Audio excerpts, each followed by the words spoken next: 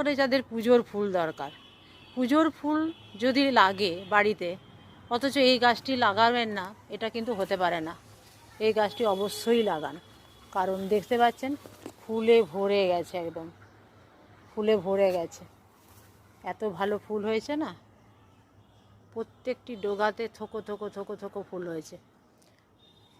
তো ছাদে করলে কি হয়, রোদটা পায় তো ভালো, এই জন্যই বললাম। আর সারা বছর ফুল যদি ছাদে রাখেন সারা বছরই ফুলটা পাবেন। মাঝে মাঝে একটু খোল জল আর পাতা পচা সার, আর কিচ্ছু লাগবে না। এই গাছে আমি আর কিচ্ছু দিইনি। আর লক্ষ্য করে দেখুন, একটি ছোট জায়গায় লাগানো আছে, ছোট জায়গাটি, ছোট যে গ্রো ব্যাগটি ওটি ছিঁড়ে গেছে বলে একটি বড়োর মধ্যে করে দিয়েছি। তো লাগানো কঠিনও না। আপনারা যারা এর চারা নিতে চান অনলাইনে তারা যোগাযোগ করবেন। আমি অনেকগুলি চারাই করতে দিয়েছি। এর আগে আমার সাদা করবীর চারা অনেকেই নিয়েছেন।